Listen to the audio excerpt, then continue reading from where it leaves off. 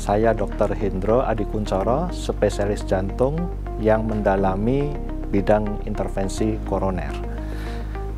Saya bekerja di Rumah Sakit Sechi Hospital. Jadi penyakit jantung yang sering kita ketahui bersama, penyakit ini menyerang pembuluh darah koroner yang memberikan darah untuk otot jantung tadi. Nah, serangan jantung koroner yang sifatnya mendadak ini bersifat seperti nyeri dada yang sangat khas, yaitu dada seperti tertekan atau ditindih barang berat, atau mungkin ada keluhan sesak nafas, nafas tidak lega, dan mungkin sekali keluhan tadi bisa menjalar ke lengan kiri, lengan kanan, rahang, leher, ataupun tembus ke punggung. Jadi nyeri-nyeri tadi adalah nyeri yang khas untuk jantung. Ada juga nyeri yang tidak khas, yaitu nyeri yang sifatnya hanya bersifat sesak atau mungkin hanya seperti keluhan lambung. Namun nyeri-nyeri tersebut biasanya timbul pada pasien-pasien yang menderita kencing manis menahun ataupun pada pasien-pasien lansia. Dok, apa saja sih hal-hal yang bisa menyebabkan resiko serangan jantung yang meningkat? Baik. Jadi pertama-tama kita harus menyadari bahwa serangan jantung ini bisa dicegah dengan apa? Dengan pola hidup sehat. Pola hidup sehat ini meliputi diet yang rendah gula, kemudian kita jaga makanan-makanan dengan serat tinggi dan sebagainya. Kemudian yang kedua adalah aktivitas atau exercise yang rutin. Jadi jangan kita melakukan sedentary lifestyle atau istilah awamnya mager ya. Tentu ini akan menyebabkan resiko-resiko penyakit jantung koroner akan meningkat. Nah, kemudian penyebab lainnya adalah faktor resiko seperti darah tinggi, gula, kolesterol, obesitas, faktor stres juga memicu terjadinya serangan jantung. Kemudian merokok, alkohol, kemudian aktivitas-aktivitas yang kurang produktif lainnya. Dok, jenis serangan jantung seperti apa yang berisiko tinggi dan bagaimana penanganannya? Baik, jadi penyakit jantung sendiri banyak sekali penyebabnya. Yang paling sering kita bahas yang populer adalah serangan jantung koroner, karena kondisi ini sering sekali menyebabkan kematian. Kemudian bisa juga disebabkan karena gangguan irama jantung atau kelainan jantung bawaan. Nah, obat-obat dari berbagai macam penyebab tadi berbeda-beda. Jadi tentu kita harus menegakkan diagnosa penyebab dari penyakit jantung pasien tersebut dengan pemeriksaan-pemeriksaan penunjang, dan setelah diagnosa ditegakkan, tentu kita akan memberikan penata laksanaan yang tepat untuk setiap penyebab penyakit jantung tersebut. Dok, apakah istilah angin duduk ada kaitannya dengan serangan jantung?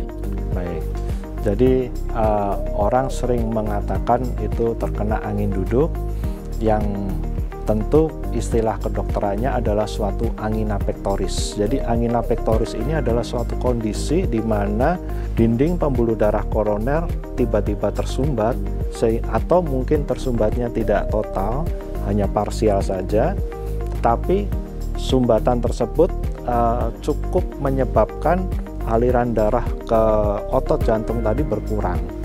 Nah, otot jantung yang membutuhkan oksigen dan makanan dari pembuluh darah koroner tersebut jelas akan menimbulkan suatu gejala yang dinamakan angina pectoris atau nyeri dada tadi, yang sifatnya khas.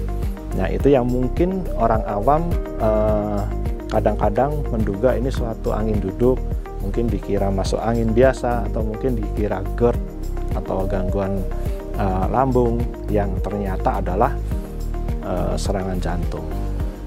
Dok, apakah seseorang yang dinyatakan sembuh dari serangan jantung akan terus mengonsumsi obat? Baik, jadi penyakit jantung ini sifatnya progresif ya. Apabila pasien sudah terdiagnosa suatu penyakit jantung, tentu kita harus memberikan obat-obatan secara rutin dan tidak terputus apabila pasien sudah mengalami perbaikan klinis.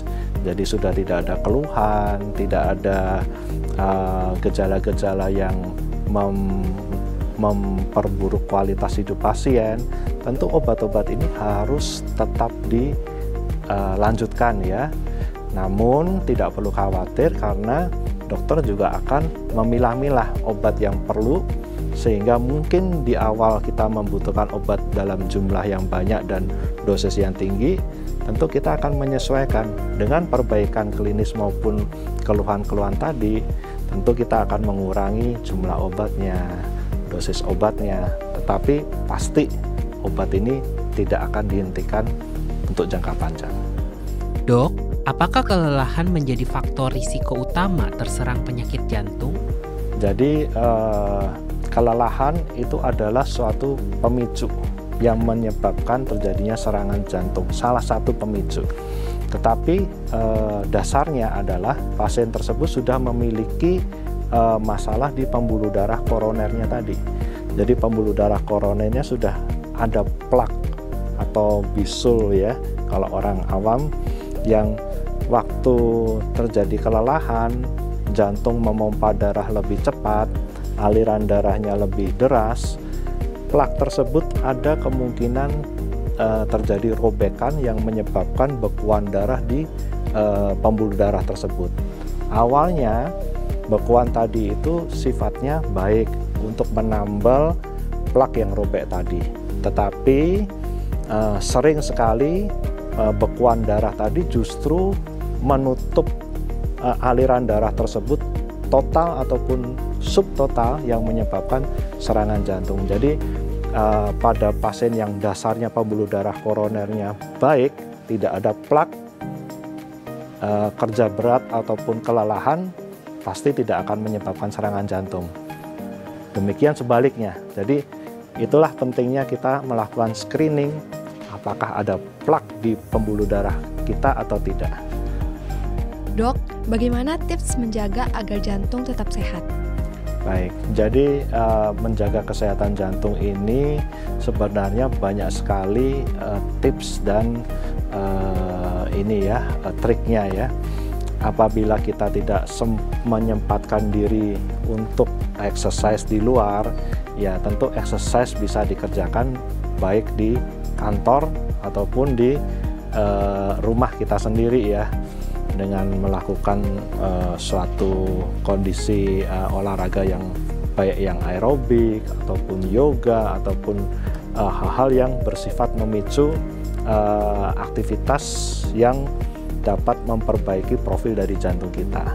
Itu pertama. Kedua juga dari segi makanan tadi yang kita harus jaga, dia rendah lemak, rendah gula, rendah garam, kita bisa lakukan untuk memperbaiki dan mencegah terjadinya penyakit jantung di kemudian hari tadi.